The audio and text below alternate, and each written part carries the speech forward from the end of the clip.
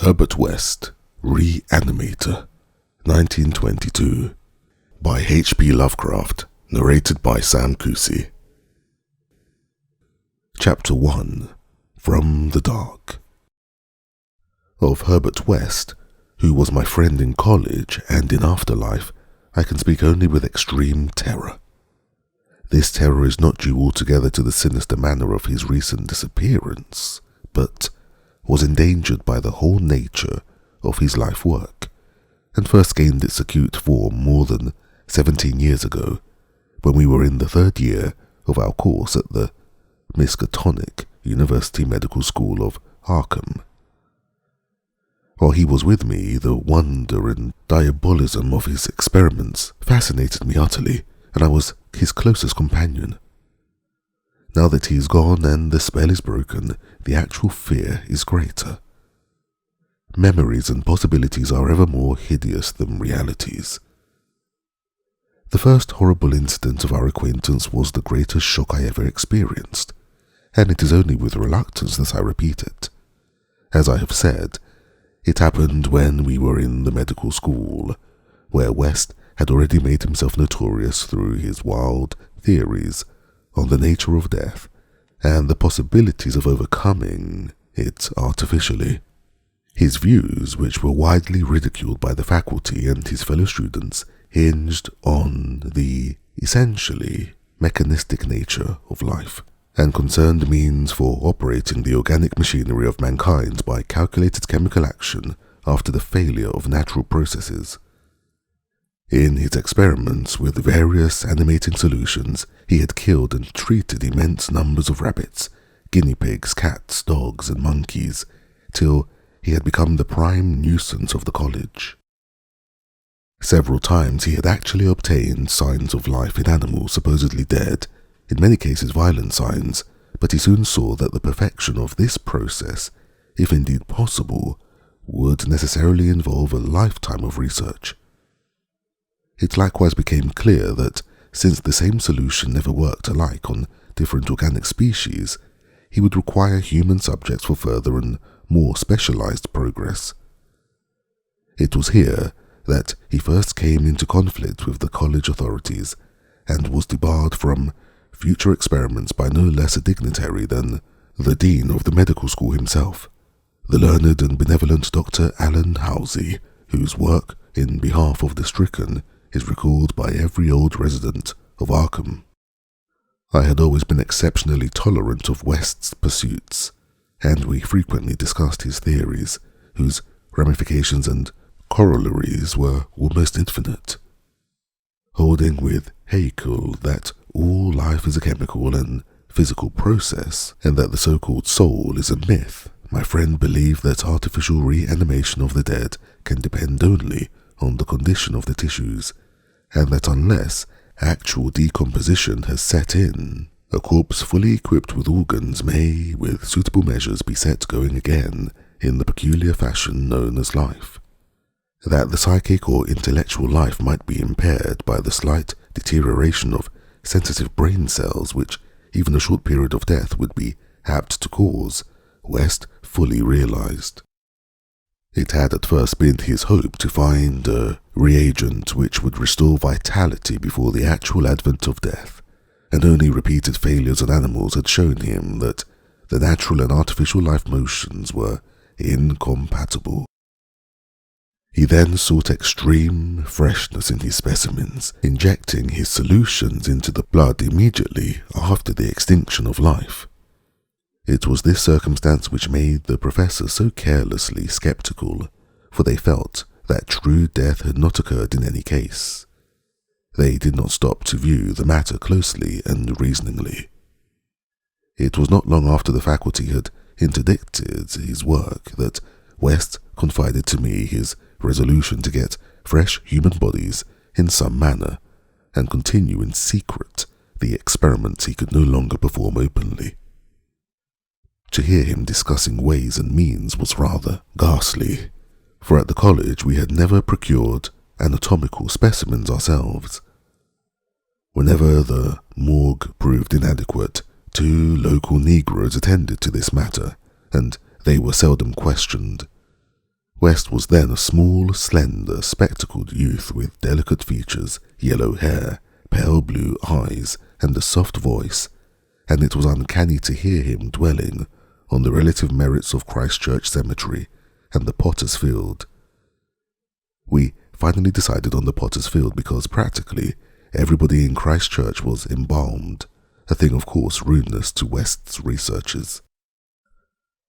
I was by this time his active and enthralled assistant and helped him make all his decisions, not only concerning the source of bodies but concerning a suitable place for all our loathsome work. It was I who thought of the deserted Chapman farmhouse beyond Meadow Hill, where we fitted up on the ground floor an operating room and a laboratory, each with dark curtains to conceal our midnight doings. The place was far from any road, and in sight of no other house, yet precautions were none the less necessary, since rumours of strange lights, started by chance nocturnal roamers, would soon bring disaster on our enterprise. It was agreed to call the whole thing a chemical laboratory if discovery should occur. Gradually we equipped our sinister haunt of science with materials either purchased in Boston or quietly borrowed from the college, materials carefully made, unrecognizable, save to expert eyes, and provided spades and picks for the many burials we should have to make in the cellar. At the college we used an incinerator, but the apparatus was too costly for us, for our unauthorized laboratory. Bodies were always a nuisance, even the small guinea pig bodies from the slight clandestine experiments in West's room at the boarding house. We followed the local death notices like ghouls, for our specimens demanded particular qualities. What we wanted were corpses interred soon after death and without artificial preservation, preferably free from malforming disease and certainly with all organs present. Accident victims were our best hope. Not for many weeks did we hear of anything suitable, though we talked with morgue and hospital authorities, ostensibly in the college's interest as often as we could, without exciting suspicion. We found that the college had first choice in every case, so that it might be necessary to remain in Arkham during the summer, when only the limited summer school classes were held. In the end, though, luck favoured us, for one day we heard of an almost ideal case in the Potter's Field, a brawny young workman drowned only the morning before in Sumner's Pond, and bruised at the town's expense, without delay or embalming. That afternoon we found the new grave, and determined to begin work soon after midnight. It was a repulsive task that we undertook in the black small hours, even though we lacked at that time the special horror of graveyards which later experiences brought to us. We carried spades and oil-dark lanterns, for although electric torches were then manufactured, they were not as satisfactory as the tungsten contrivances of today. The process of unearthing was slow and sordid. It might have been gruesomely poetical if we had been artists instead of scientists, and we were glad when our spades struck wood. When the pine box was fully uncovered, West scrambled down and removed the lid, dragging out and propping up the contents. I reached down and hauled the contents out of the grave, and then both toiled hard to restore the spot to its former appearance.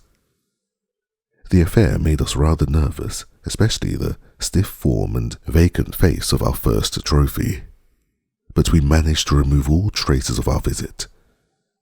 When we had patted down the last shovelful of earth, we put the specimen in a canvas sack and set out for the old Chapman place beyond Meadow Hill. On an improvised dissecting table in the old farmhouse, by the light of a powerful acetylene lamp, the specimen was not very spectral looking. It had been a sturdy and apparently unimaginative youth of wholesome plebeian type, large-framed, grey-eyed and brown-haired, a sound animal without psychological subtleties and probably having vital processes of the simplest and healthiest sort.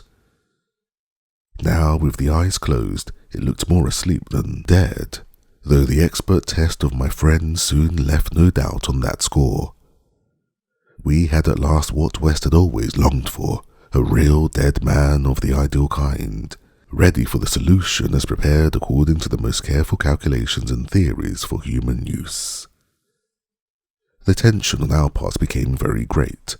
We knew that there was scarcely a chance for anything like complete success, and could not avoid hideous fears at possible grotesque results of partial animation. Especially were we apprehensive concerning the mind and impulses of the creature, since, in the space following death, some of the more delicate cerebral cells might well have suffered deterioration.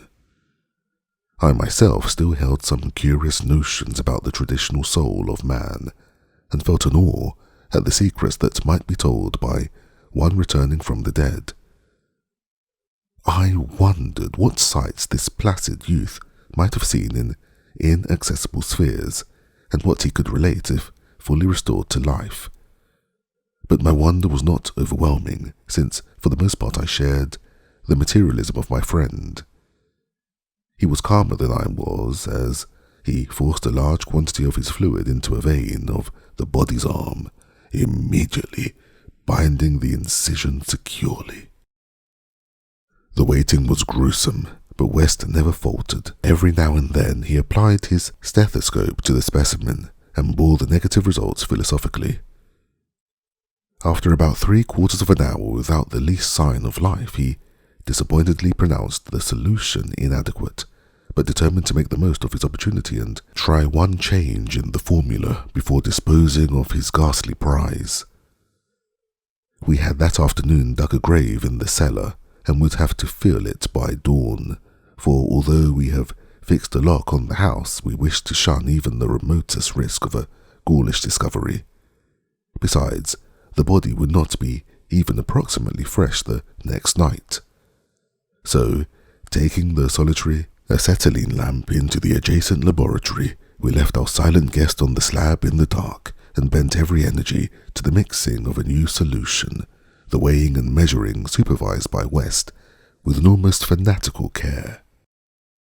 The awful event was very sudden and wholly unexpected. I was pouring something from one test tube to another, and West was busy over the alcohol blast lamp which had to answer for a Bunsen burner in the gasless edifice, when, from the pitch-black room we had left there burst the most appalling and demoniac succession of cries that either of us had ever heard. Not more unutterable could have been the chaos of hellish sound if the pit itself had opened to release the agony of the damned, for in one inconceivable cacophony was centered all the supernal terror and unnatural despair of animate nature. Human it could not have been. It is not in man to make such sounds. And without a thought of our late employment or its possible discovery, both West and I leaped to the nearest window like stricken animals, overturning tubes, lamps, and retorts, and vaulting madly into the starred abyss of the rural night. I think we screamed ourselves as we stumbled frantically toward the town, though as we reached the outskirts we put on a semblance of restraint, just enough to seem like belated revelers staggering home from a debauch. We did not separate, but managed to get to West's room, where we whispered with the gas up until dawn. By then we had calmed ourselves a little with rational theories and plans for investigation, so that we could sleep through the day, classes being disregarded. But that evening, 2 items in the paper, wholly unrelated, made it again impossible for us to sleep. The old deserted Chapman house had inexplicably burned to an amorphous heap of ashes that we could understand because of the upset lamp. Also, an attempt had been made to disturb a new grave in the potter's field, as if by futile and spadeless clawing at the earth. That we could not understand, for we had patted down the mould very carefully. And for 17 years after that, West would look infrequently over his shoulder and complain of fancied footsteps behind him. Now, he has disappeared. Chapter 2.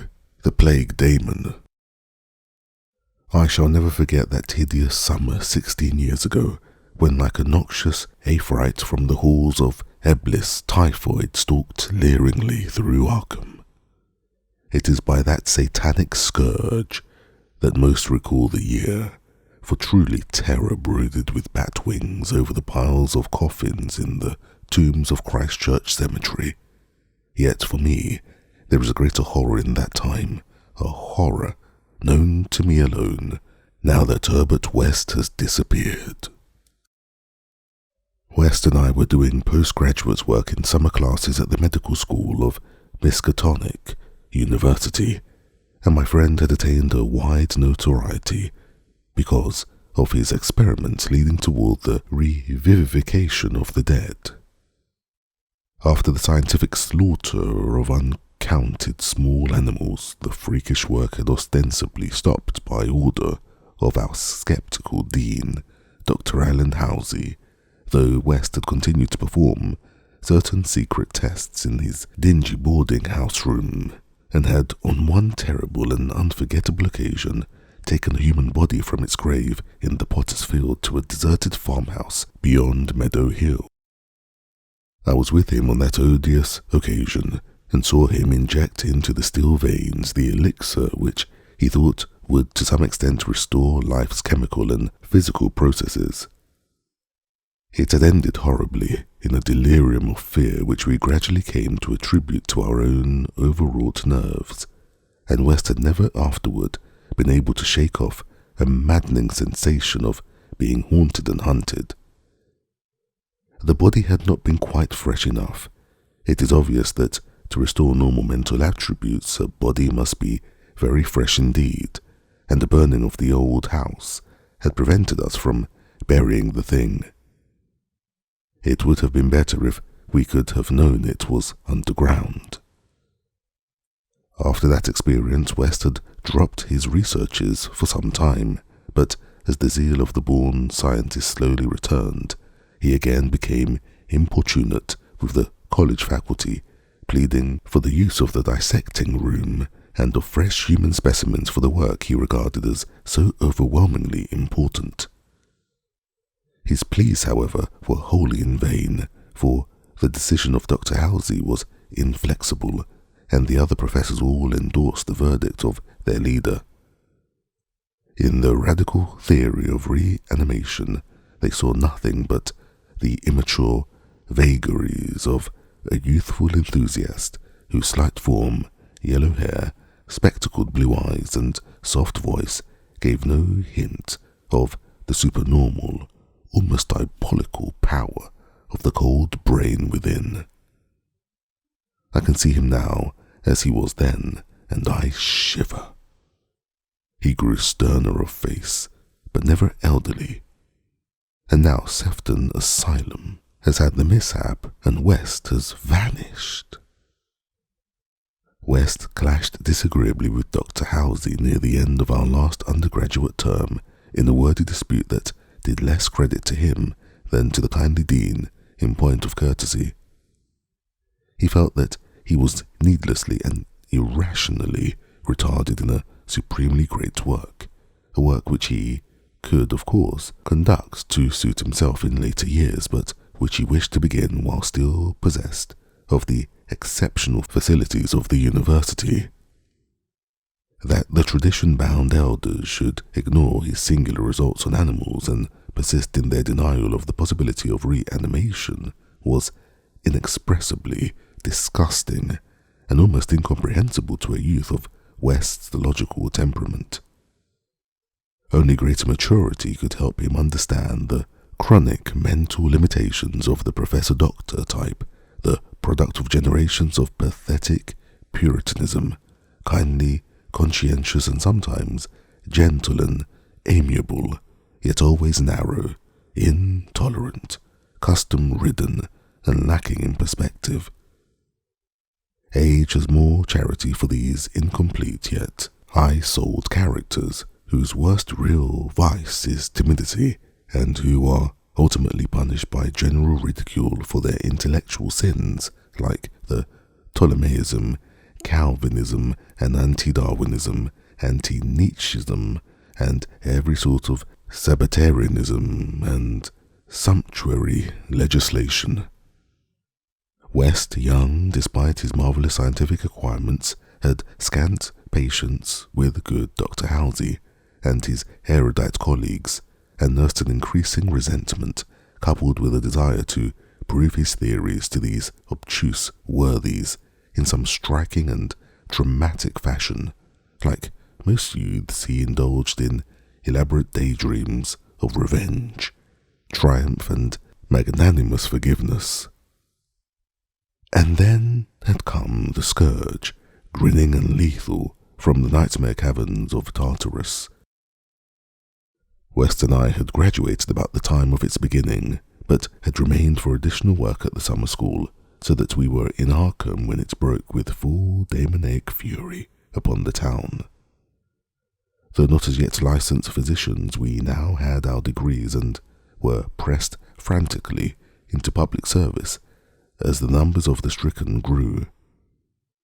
The situation was almost past management, and deaths ensued too frequently for the local undertakers fully to handle.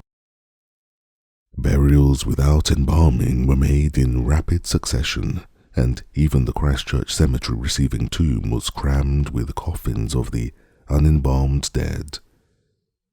This circumstance was not without effect on West, who thought often of the irony of the situation. So many fresh specimens, yet none for his persecuted researches. We were frightfully overworked, and the terrific mental and nervous strain made my friend brood morbidly.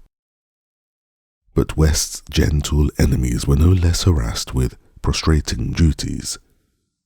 College had all but closed, and every doctor of the medical faculty was helping to fight the typhoid plague.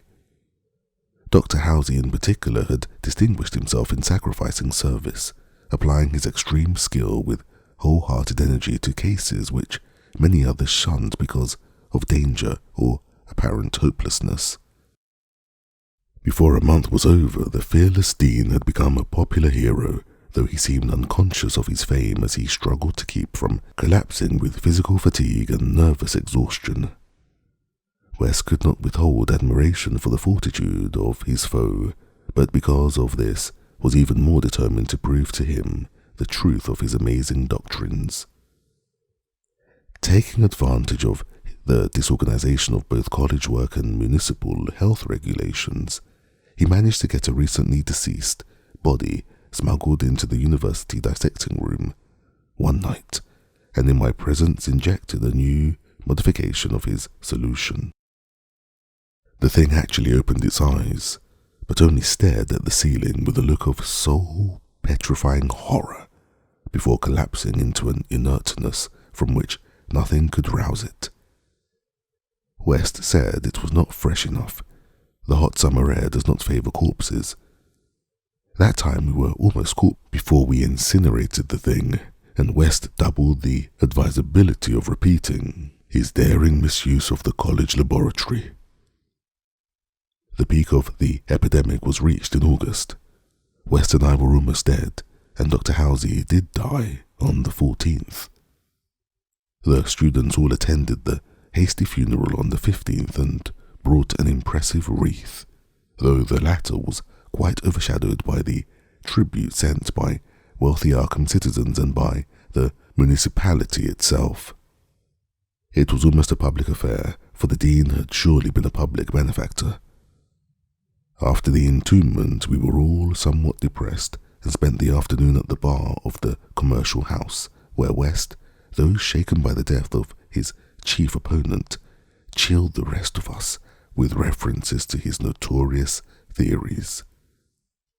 Most of the students went home, or to various duties, as the evening advanced, but West persuaded me to aid him in making a night of it. West's landlady saw us arrive at his room about 2 in the morning, with the third man between us, and told her husband that we had all evidently dined and wined rather well. Apparently this acidulous matron was right. For about 3 a.m. the whole house was aroused by cries coming from West's room, where, when they broke down the door, they found the two of us unconscious on the blood-stained carpet, beaten, scratched and mauled, and with the broken remnants of West's bottles and instruments around us. Only an open window told what had become of our assailant, and many wondered how he had himself fared after the terrific leap from the second story to the lawn, which he must have made. There were some strange garments in the room, but West, upon regaining consciousness, said they did not belong to the stranger, but were specimens collected for bacteriological analysis in the course of investigations on the transmission of germ diseases. He ordered them burnt as soon as possible in the capacious fireplace. To the police we both declared ignorance of our late companion's identity. He was, West nervously said, a congenial stranger whom we had met at some downtown bar of uncertain location. We had all been rather jovial, and West and I did not wish to have our pugnacious companion hunted down.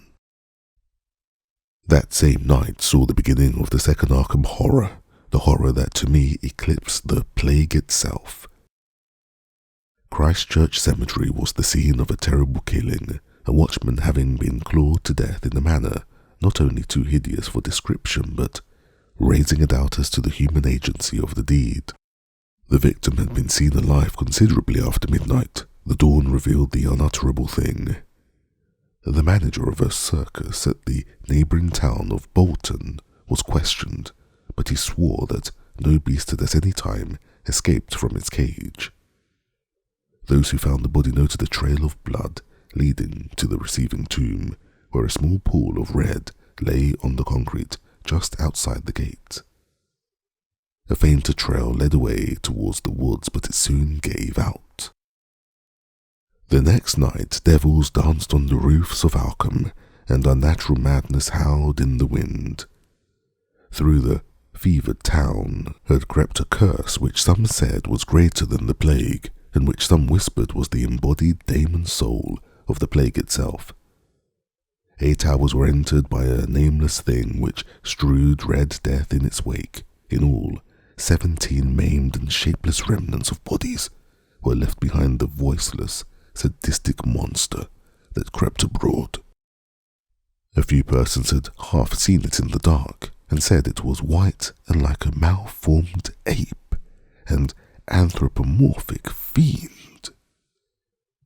It had not left behind quite all that it attacked, for sometimes it had been hungry. The number it had killed was 14.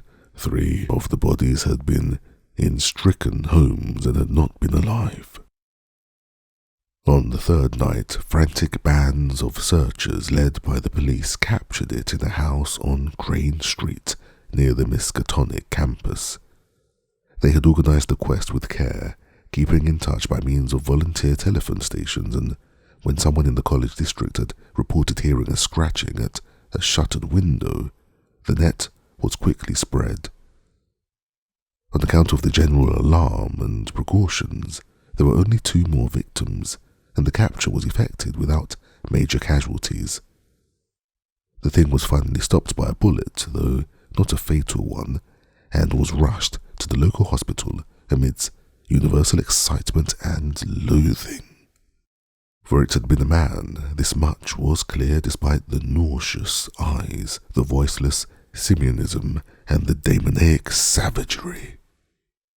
They dressed its wound and carried it to the asylum at Sefton, where it beats its head against the walls of a padded cell for 16 years, until the recent mishap, when it escaped under circumstances that few like to mention.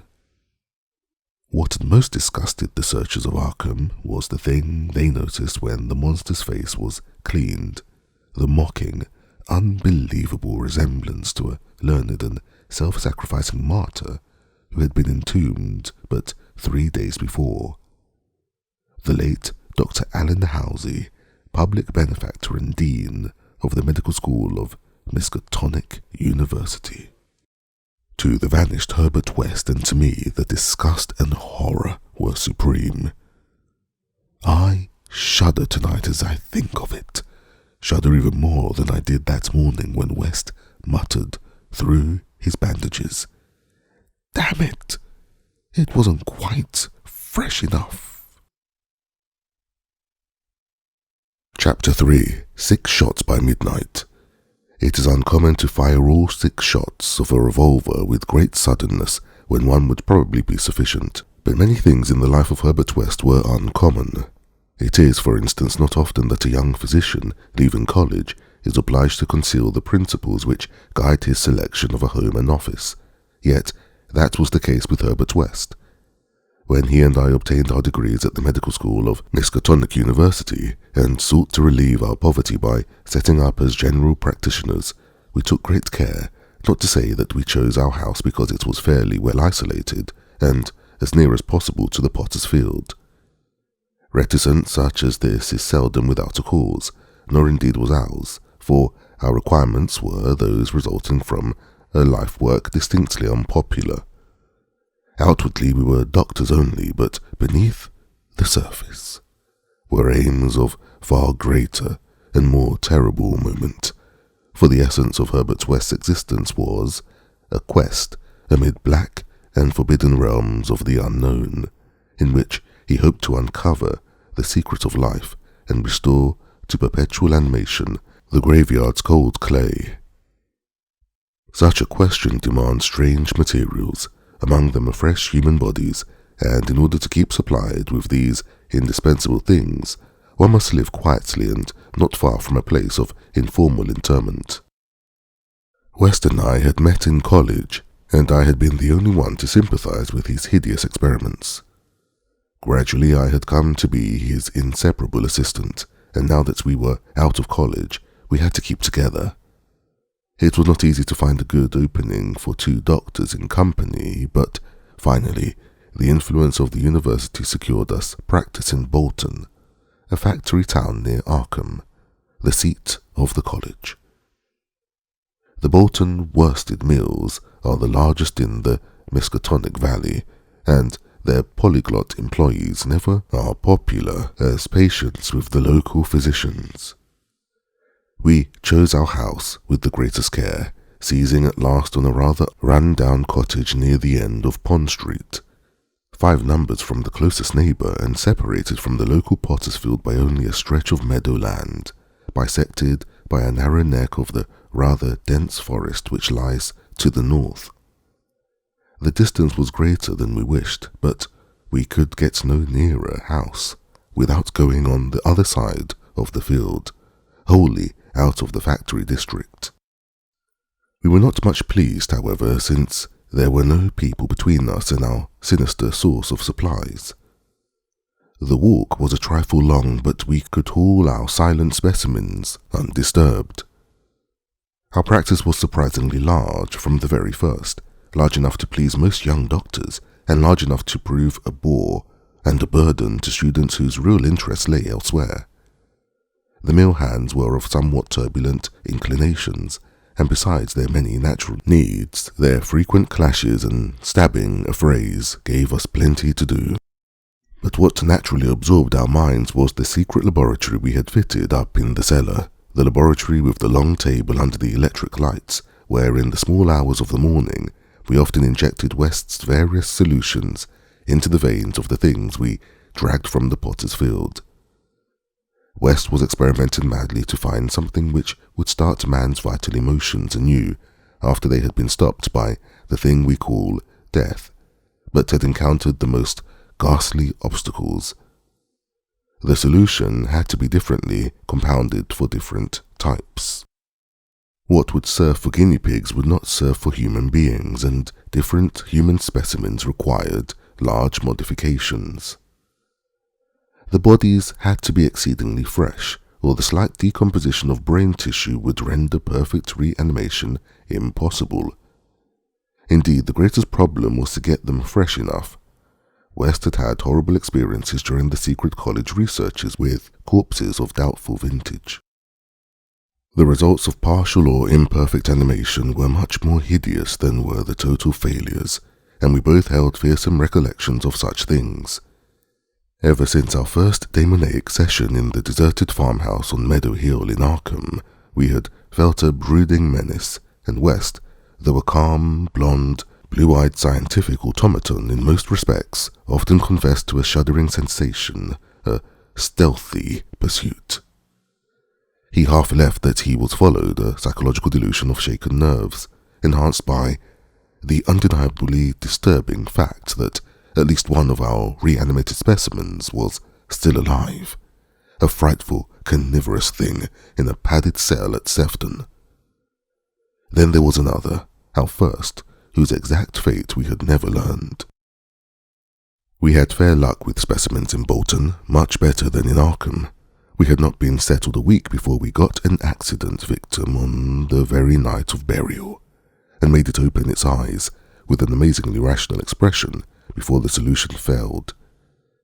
It had lost an arm. If it had been a perfect body, we might have succeeded better. Between then and the next January, we secured 3 more, 1 total failure, 1 case of marked muscular motion, and 1 rather shivery thing. It rose of itself and uttered a sound. Then came a period of when luck was poor, interments fell off, and those that did occur were of specimens either too diseased or too maimed for use. We kept track of all the deaths of their circumstances with systematic care. One March night, however, we unexpectedly obtained a specimen which did not come from the potter's field. In Bolton, the prevailing spirit of Puritanism had outlawed the sport of boxing, with the usual result. Surreptitious and ill-conducted bouts among the mill workers were common, and occasionally professional talent of low grade was imported. This late winter night there had been such a match, evidently with disastrous results, since 2 timorous Poles had come to us with incoherently whispered entreaties to attend to a very secret and desperate case. We followed them to an abandoned barn where the remnants of a crowd of frightened foreigners were watching a silent black form on the floor. The match had been between Kid O'Brien, a lubberly and now quaking youth with a most un-Hibernian hooked nose, and Buck Robinson, the Harlem Smoke. The Negro had been knocked out, and a moment's examination showed us that he would permanently remain so. He was a loathsome, gorilla-like thing, with abnormally long arms, which I could not help calling forelegs, and a face that conjured up thoughts of unspeakable Congo secrets and tom-tom poundings under an eerie moon. The body must have looked even worse in life, but the world holds many ugly things. Fear was upon the whole pitiful crowd, for they did not know what the law would exact of them if the affair were not hushed up, and they were grateful when West, in spite of my involuntary shudders, offered to get rid of the thing quietly for a purpose I knew too well. There was bright moonlight over the snowless landscape, but we dressed the thing and carried it home between us through the deserted streets and meadows, as we had carried a similar thing one horrible night in Arkham. We approached the house from the field in the rear, took the specimen in the back door and down the cellar case, and prepared it for the usual experiment. Our fear of the police was absurdly great, though we had timed our trip to avoid the solitary patrolman of that section. The result was wearily anticlimactic. Ghastly as our prize appeared, it was wholly unresponsive to every solution we injected in its black arm, solutions prepared from experience with white specimens only. So as the hour grew dangerously near to dawn, we did as we had done with the others, dragged the thing across the meadows to the neck of the woods near the potter's field, and buried it there in the best sort of grave the frozen ground would furnish.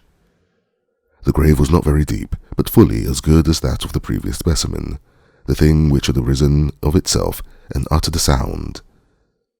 In the light of our dark lanterns we carefully covered it with leaves and dead vines, fairly certain that the police would never find it in a forest so dim and dense. The next day, I was increasingly apprehensive about the police, for a patient brought rumours of a suspected fight and death. West had still another source of worry, for he had been called in the afternoon to a case which ended very threateningly. An Italian woman had become hysterical over her missing child, a lad of 5 who had strayed off early in the morning and failed to appear for dinner, and had developed symptoms highly alarming in view of an always weak heart. It was a very foolish hysteria, for the boy had often run away before, but Italian peasants are exceedingly superstitious, and this woman seemed as much harassed by omens as by facts.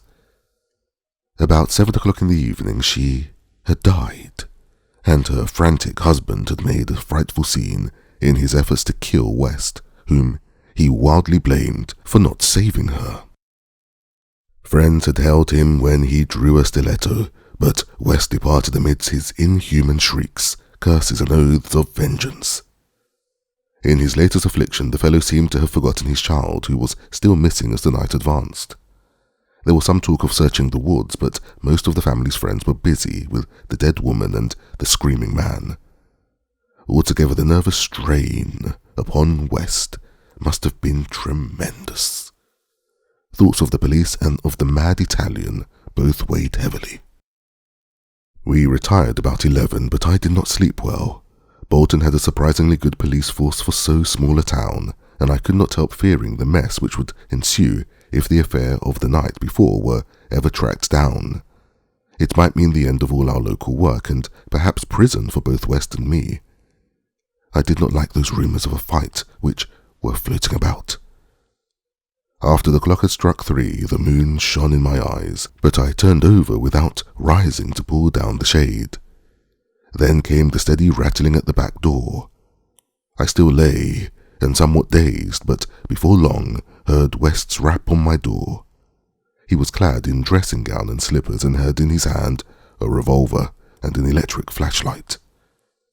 From the revolver I knew that he was thinking more of the crazed Italian than of the police. "We'd better both go," he whispered. "It wouldn't do not to answer it anyway, and it may be a patient.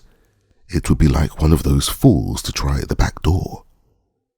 So we both went down the stairs on tiptoe, with a fear partly justified and partly that which comes only from the soul of the weird, small hours. The rattling continued, growing somewhat louder. When we reached the door, I cautiously unbolted it and threw it open, and as the moon streamed revealingly down on the form silhouetted here, West did a peculiar thing. Despite the obvious danger of attracting notice and bringing down on our heads the dreaded police investigation, a thing which after all was mercifully averted by the relative isolation of our cottage, my friend suddenly, excitedly, and unnecessarily emptied all 6 chambers of his revolver into the nocturnal visitor. For that visitor was neither Italian nor policeman. Looming hideously against the spectral moon was a gigantic misshapen thing, not to be imagined save in nightmares. A glassy-eyed, ink-black apparition, nearly on all fours, covered with bits of mould, leaves and vines, foul with caked blood, and having between its glistening teeth a snow-white, terrible, cylindrical object terminating in a tiny hand. Chapter 4. The Scream of the Dead. The scream of a dead man gave to me that acute and added horror of Dr. Herbert West which harassed the latter years of our companionship. It is natural that such a thing as a dead man's scream should give horror, for it is obviously not a pleasing or ordinary occurrence, but I was used to similar experiences, hence suffered on this occasion only because of a particular circumstance. And, as I have implied, it was not of the dead man himself that I became afraid. Herbert West, whose associate and assistant I was, possessed scientific interests far beyond the usual routine of a village physician.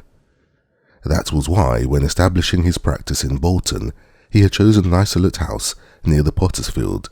Briefly and brutally stated, West's sole absorbing interest was a secret study of the phenomena of life and its cessation, leading toward the reanimation of the dead through injections of an excitant solution. For this ghastly experimenting, it was necessary to have a constant supply of very fresh human bodies. Very fresh because even the least decay hopelessly damaged the brain structure, and human because we found that the solution had to be compounded differently for different types of organisms. Scores of rabbits and guinea pigs had been killed and treated, but their trail was a blind one. West had never fully succeeded because he had never been able to secure a corpse sufficiently fresh. What he wanted were bodies from which vitality had only just departed. Bodies with every cell intact and capable of receiving again the impulse toward that mode of motion called life. There was hope that this second and artificial life might be made perpetual by repetitions of the injection. But we had learned that an ordinary natural life would not respond to the action. To establish the artificial motion, natural life must be extinct. The specimens must be very fresh, but genuinely dead. The awesome quest had begun when West and I were students at the Miskatonic University Medical School in Arkham, vividly conscious of the first time of the thoroughly mechanical nature of life. That was 7 years before, but West looked scarcely a day older now. He was small, blonde, clean-shaven, soft-voiced, and spectacled, with only an occasional flash of a cold blue eye to tell of the hardening and growing fanaticism of his character under the pressure of his terrible investigations. Our experiences had often been hideous in the extreme. The results of defective reanimation when lumps of graveyard clay had been galvanized into morbid, unnatural and brainless motion by various modifications of the vital solution.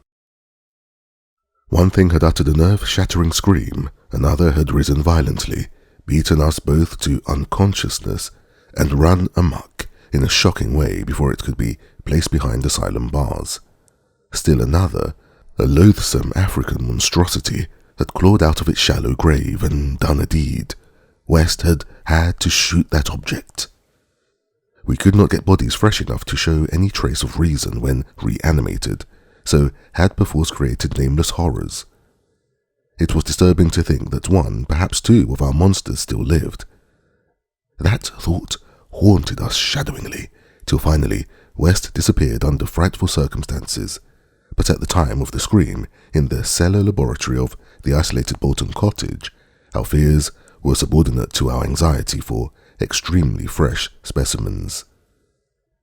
West was more avid than I, so that it almost seemed to me that he looked half covetously at any very healthy living physique.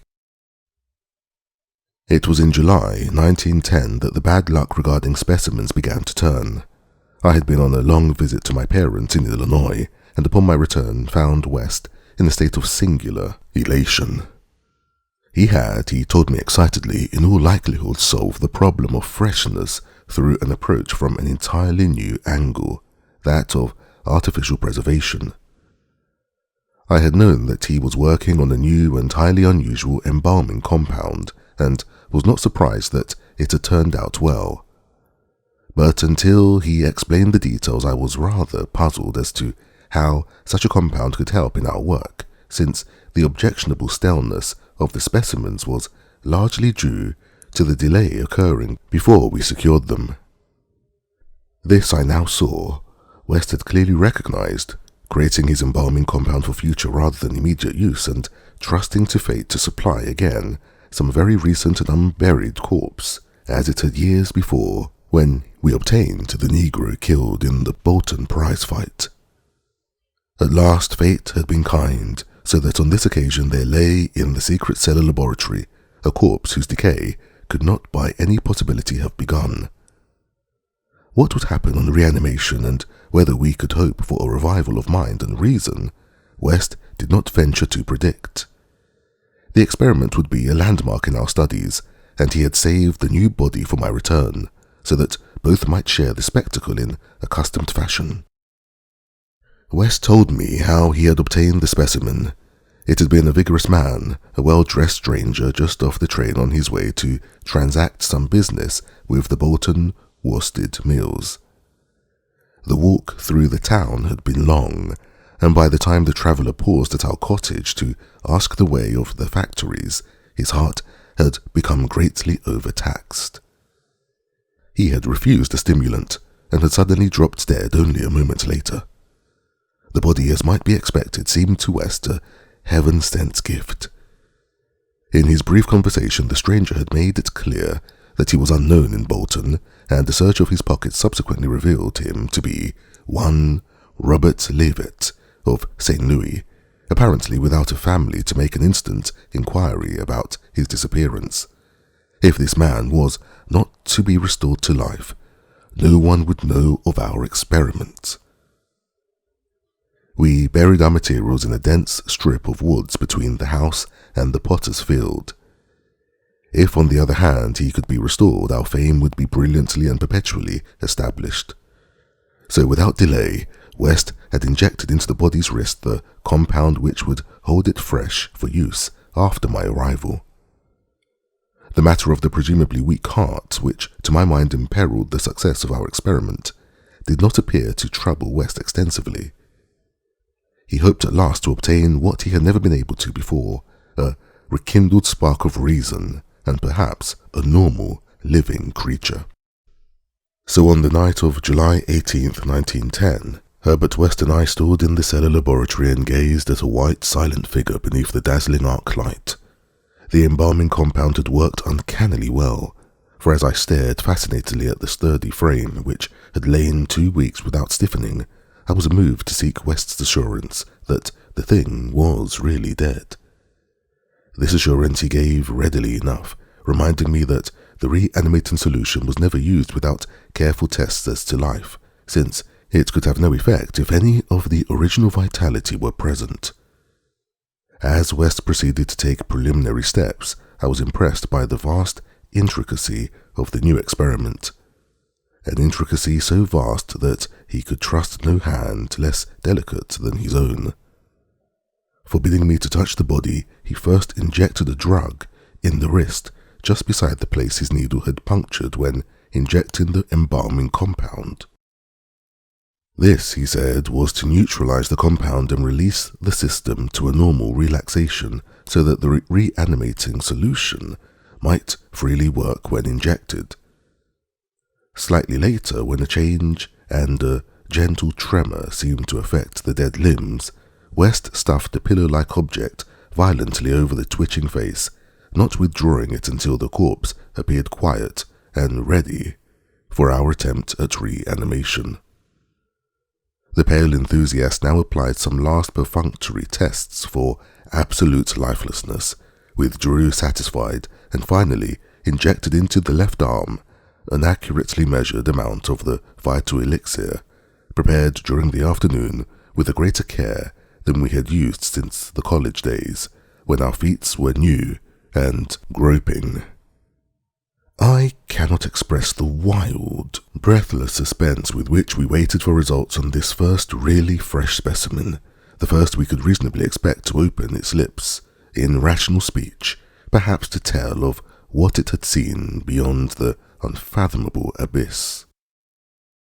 West was a materialist, believing in no soul and attributing all the working of consciousness to bodily phenomena. Consequently, he looked for no revelation of hideous secrets from gulfs and caverns beyond death's barrier. I did not wholly disagree with him theoretically, he yet held vague, instinctive remnants of the primitive faith of my forefathers, so that I could not help eyeing the corpse with a certain amount of awe and terrible expectation. Besides, I could not extract from my memory that hideous, inhuman shriek we heard on the night we tried our first experiment in the deserted farmhouse at Arkham. Very little time had elapsed before I saw the attempt was not to be a total failure. A touch of colour came to cheeks hitherto chalk white and spread out under the curiously ample stubble of sandy beard. West, who had his hand on the pulse of his left wrist, suddenly nodded significantly, and almost simultaneously a mist appeared on the mirror inclined above the body's mouth. There followed a few spasmodic muscular motions and then an audible breathing and visible motion of the chest. I looked at the closed eyelids and thought I detected a quivering. Then the lids opened, showing eyes which were grey, calm and alive, but still unintelligent and not even curious. In a moment of fantastic whim, I whispered questions to the reddening ears, questions of other worlds of which the memory might still be present. Subsequent terror drove them from my mind, but I think the last one, which I repeated, was, "Where have you been?" I do not yet know whether I was answered or not, for no sound came from the well-shaped mouth, but I do know that at that moment I firmly thought the thin lips moved silently, forming syllables I would have vocalized as only now, if that phrase had possessed any sense of relevancy. At that moment, as I say, I was elated with the conviction that the one great goal had been attained, and that, for the first time, a reanimated corpse had uttered distinct words impelled by actual reason. In the next moment there was no doubt about the triumph, no doubt that the solution had truly accomplished, at least temporarily, its full mission of restoring rational and articulate life to the dead. But in that triumph there came to me the greatest of all horrors, not horror of the thing that spoke, but of the deed that I had witnessed and of the man with whom my professional fortunes were joined. For that very fresh body, at last writhing into full and terrifying consciousness with eyes dilated at the memory of its last scene on earth, threw out its frantic hands in a life and death struggle with the air, and suddenly collapsing into a second and final dissolution from which there could be no return, screamed out the cry that will ring eternally in my aching brain. "Help! Keep off, you cursed little tow-head fiend! Keep that damn needle away from me!"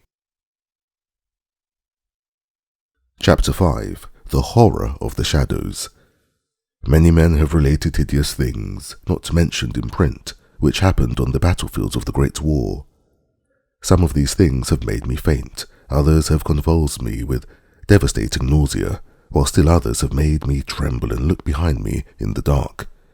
Yet despite the worst of them, I believe I can myself relate the most hideous thing of all, the shocking, the unnatural, the unbelievable horror from the shadows. In 1915 I was a physician with the rank of first lieutenant in a Canadian regiment in Flanders, one of many Americans to precede the government itself into the gigantic struggle.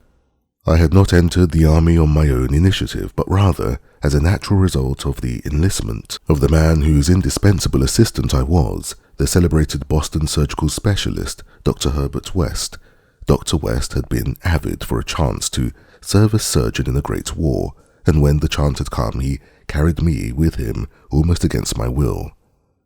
There were reasons why I would have been glad to let the war separate us, reasons why I found the practice of medicine and the companionship of West more and more irritating.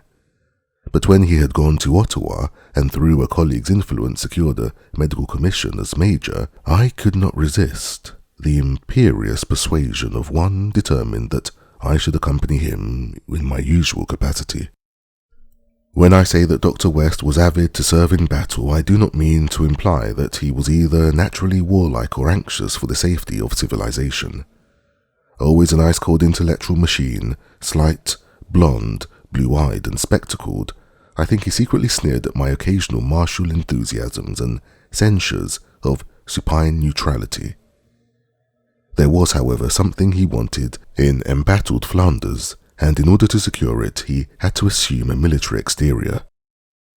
What he wanted was not a thing which many persons want, but something connected with the peculiar branch of medical science which he had chosen quite clandestinely to follow, and in which he had achieved amazing and occasionally hideous results.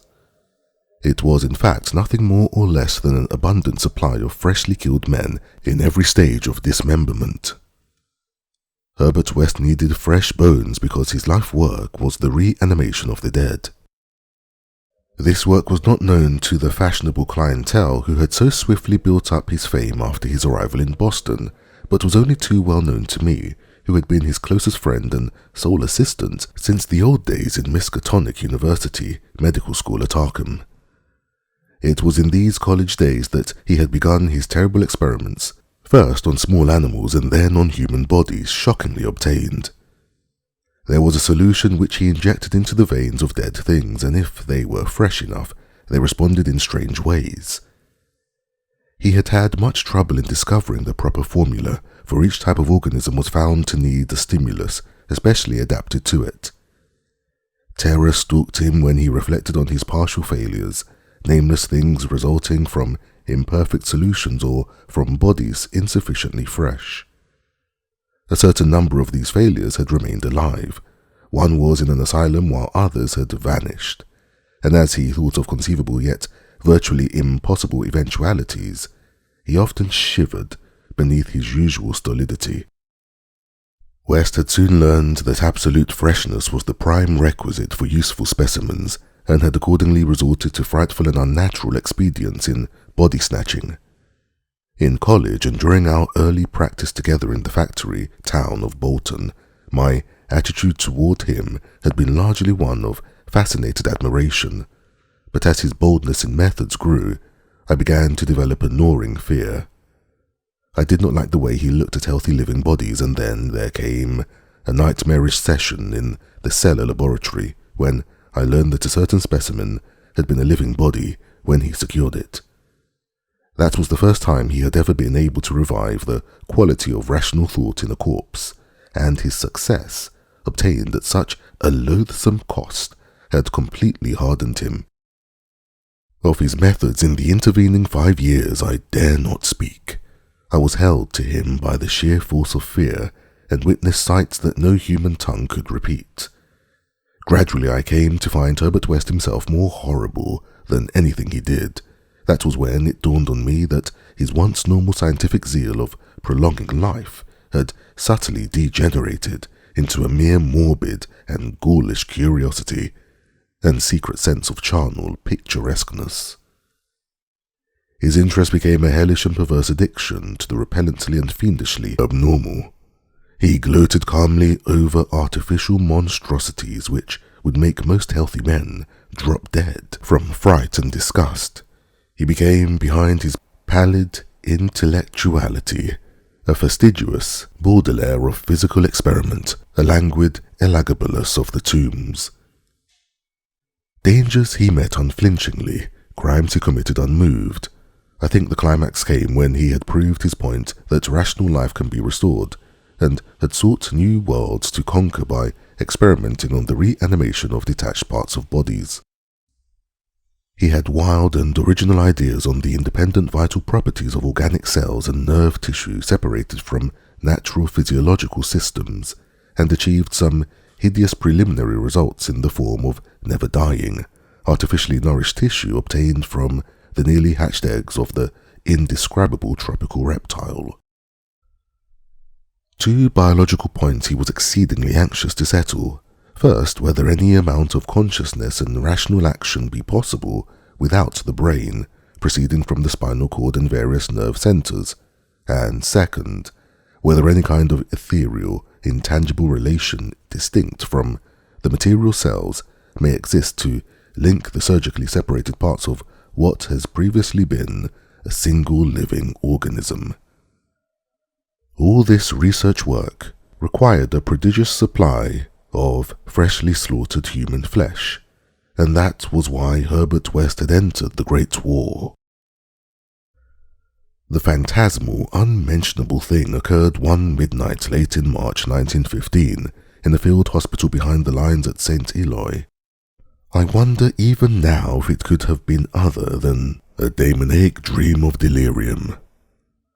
West had a private laboratory in an east room of the barn-like temporary edifice, assigned him on his plea that he was devising new and radical methods for the treatment of hitherto hopeless cases of maiming.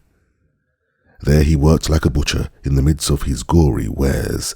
I could never get used to the levity with which he handled and classified certain things.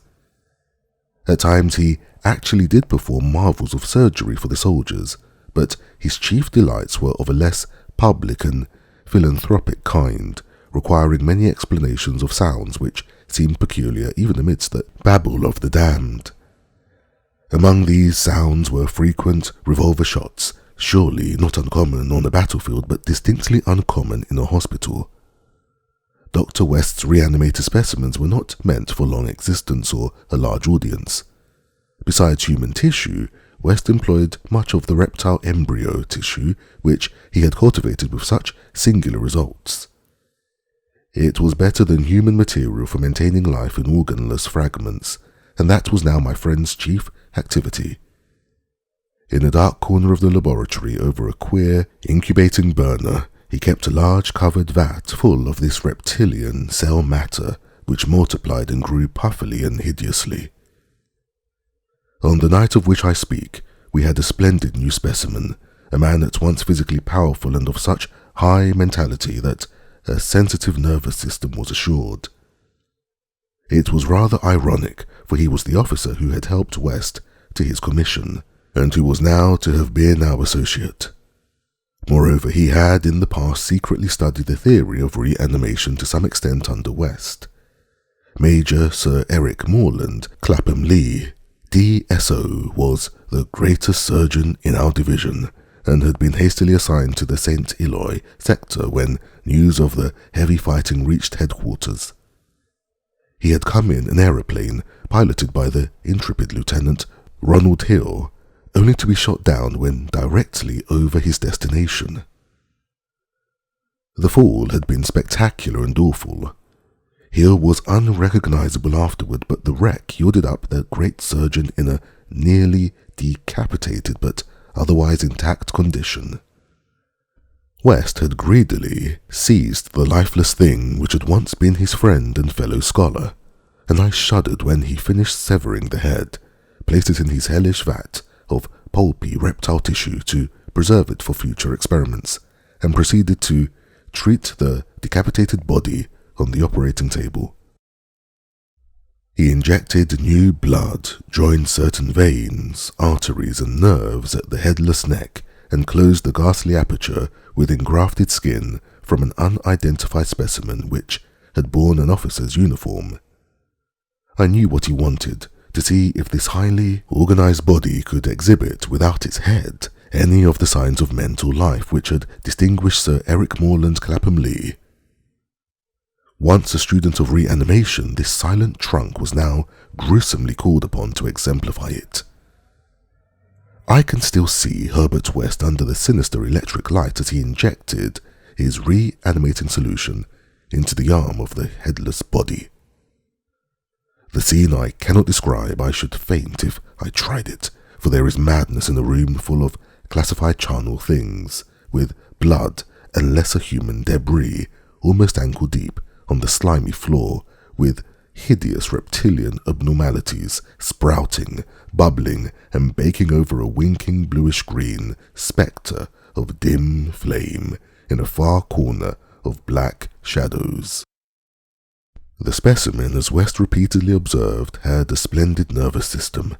Much was expected of it, and as a few twitching motions began to appear, I could see feverish interest on West's face. He was ready, I think, to see proof of his increasingly strong opinion that consciousness, reason, and personality can exist independently of the brain, that man has no central connective spirit, but is merely a machine of nervous matter, each section more or less complete in itself. In one triumphant demonstration, West was about to relegate the mystery of life to the category of myth. The body now twitched more vigorously, and beneath our avid eyes commenced to heave in a frightful way.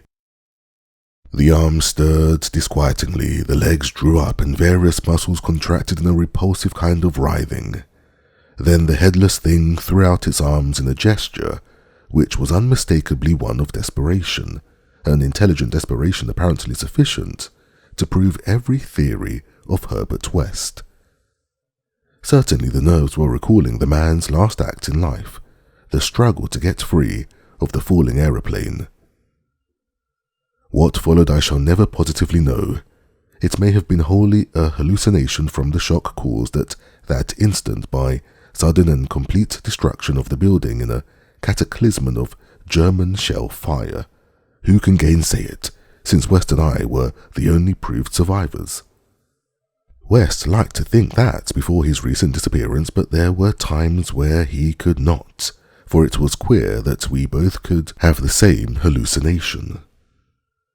The hideous occurrence itself was very simple, notable only for what it implied. The body on the table had risen with a blind and terrible groping, and we had heard a sound. I should not call that sound a voice, for it was too awful, and yet its timbre was not the most awful thing about it.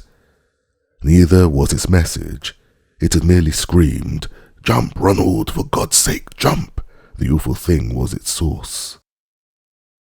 For it had come from the large covered vat in that ghoulish corner of crackling black shadows.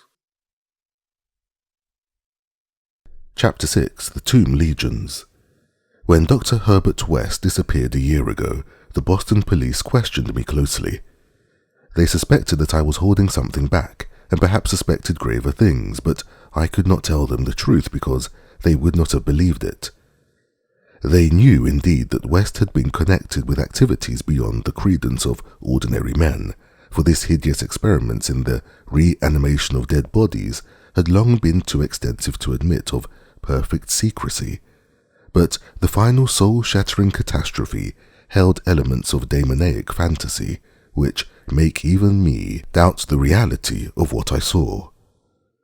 I was West's closest friend and only confidential assistant. We had met years before, in medical school, and from the first I had shared his terrible researches. He had slowly tried to perfect a solution which, injected into the veins of a newly deceased, would restore life, a labour demanding an abundance of fresh corpses and therefore involving the most unnatural actions. Still more shocking were the products of some of the experiments, grisly masses of flesh that had been dead, but that West waked to a blind, brainless, nauseous animation. These were the usual results, for in order to reawaken the mind it was necessary to have specimens so absolutely fresh that no decay could possibly affect the delicate brain cells. This need for very fresh corpses had been West's moral undoing. They were hard to get, and one awful day he had secured his specimen while it was still alive and vigorous. A struggle, a needle, and a powerful alkaloid had transformed it to a very fresh corpse, and an experiment had succeeded for a brief and memorable moment. But West had emerged with a soul calloused and seared, and a hardened eye, which sometimes glanced with a kind of hideous and calculating appraisal of men of especially sensitive brain and especially vigorous physique. Toward the last I became acutely afraid of West, for he began to look at me that way. People did not seem to notice his glances, but they noticed my fear, and after his disappearance used that as a basis for some absurd suspicions. West, in reality, was more afraid than I, for his abominable pursuits entailed a life of furtiveness and dread of every shadow. Partly it was the police he feared, but sometimes his nervousness was deeper and more nebulous, touching on certain indescribable things into which he had injected a morbid life, and from which he had not seen that life depart. He usually finished his experiments with a revolver, but a few times he had not been quick enough. There was that first specimen on whose rifled grave marks of clawing were later seen. There was also that Arkham professor's body, which had done cannibal things before it had been captured and thrust unidentified into a madhouse cell at Sefton, where it beat the walls for 16 years.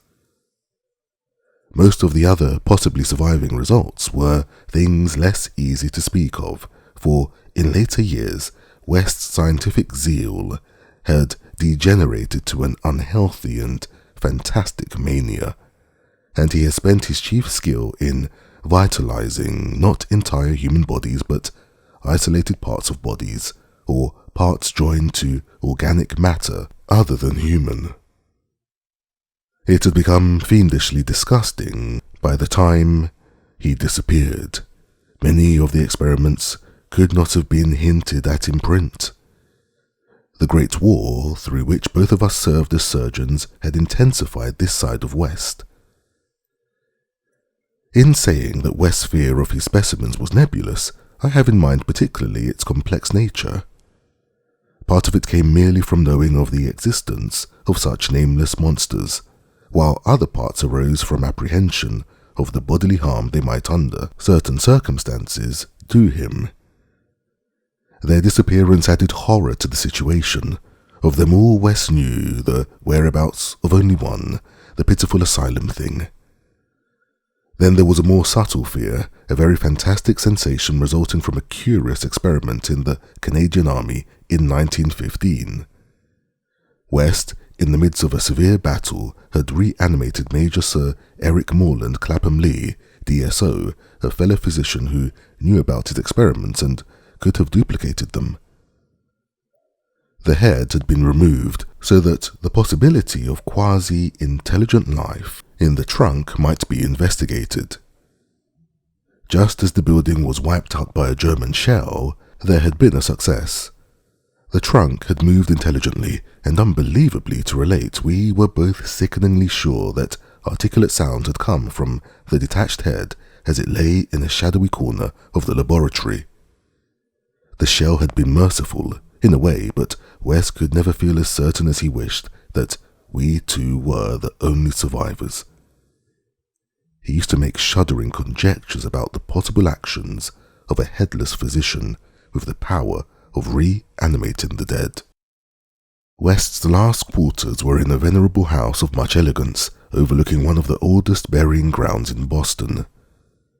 He had chosen the place for purely symbolic and fantastically aesthetic reasons, since most of the interments were of the colonial period and therefore of little use to a scientist seeking very fresh bodies. The laboratory was in a sub-cellar secretly constructed by imported workmen and contained a huge incinerator for the quiet and complete disposal of such bodies, or fragments and synthetic mockeries of bodies, as might remain from the morbid experiments and unhallowed amusements of the owner. During the excavation of this cellar, the workmen had struck some exceedingly ancient masonry, undoubtedly connected with the old burying ground, yet far too deep to correspond with any known sepulchre therein. After a number of calculations, West decided that it represented some secret chamber beneath the tomb of the Averills, where the last interment had been made in 1768. I was with him when he studied the nitrous-dripping walls laid bare by the spades and mattocks of the men, and was prepared for the gruesome thrill which would attend the uncovering of centuried grave secrets. But for the first time, West's new timidity conquered his natural curiosity, and he betrayed his degenerating fibre by ordering the masonry left intact and plastered over. Thus it remained till that final hellish night, part of the walls of the secret laboratory. I speak of West's decadence, but must add that it was a purely mental and intangible thing. Outwardly he was the same to the last, calm, cold, slight and yellow-haired, with spectacled blue eyes and a general aspect of youth, which years and fears seemed never to change. He seemed calm, even when he thought of that clawed grave, and looked over his shoulder, even when he thought of the carnivorous thing that gnawed and pawed at Sefton bars. The end of Herbert West began one evening in our joint study when he was dividing his curious glance between the newspaper and me. A strange headline item had struck at him from the crumpled pages, and the nameless Titan claw had seemed to reach down through 16 years. Something fearsome and incredible had happened at Sefton Asylum 50 miles away, stunning the neighborhood and baffling the police. In the small hours of the morning, a body of silent men had entered the grounds, and their leader had aroused the attendants.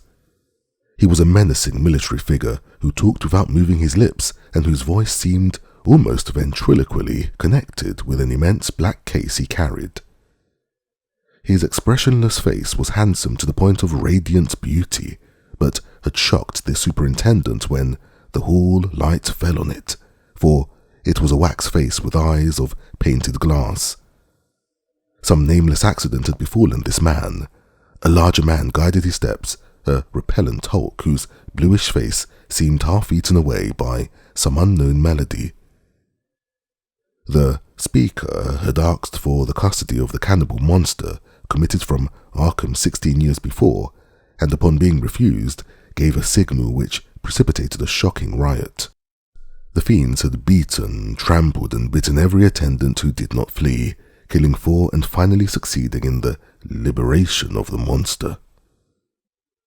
Those victims who could recall the event without hysteria swore that the creature had acted less like men than like unthinkable automata, guided by the wax-faced leader.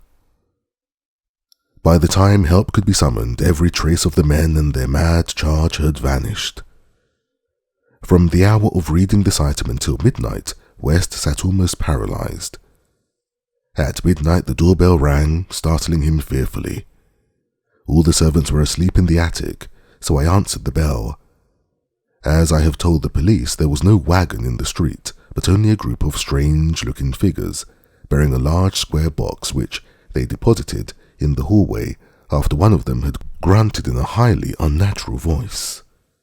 Express prepared, they filed out of the house with a jerky tread, and as I watched them go, I had an odd idea that they were turning toward the ancient cemetery on which the back of the house had abutted. When I slammed the door after them, Wes came downstairs and looked at the box. It was about 2 feet square and bore West's correct name and present address. It also bore the inscription, "From Eric Morland Clapham Lee, St. Eloi, Flanders." 6 years before, in Flanders, a shelled hospital had fallen upon the headless, reanimated trunk of Dr. Clapham Lee, and upon the detached head which perhaps had uttered articulate sounds. West was not even excited now. His condition was more ghastly. "Quickly," he said, "it's the finish, but let's incinerate this." We carried the thing down to the laboratory, listening. I do not remember many particulars. You can imagine my state of mind, but it is a vicious lie to say it was Herbert West's body which I put into the incinerator. We both inserted the whole unopened wooden box, closed the door, and started the electricity. Nor did any sound come from the box after all. It was West who first noticed the falling plaster on that part of the wall where the ancient tomb masonry had been covered up. I was going to run, but he stopped me. Then I saw a small black aperture, felt a ghoulish wind of ice, and smelled the charnel bowels of a putrescent earth.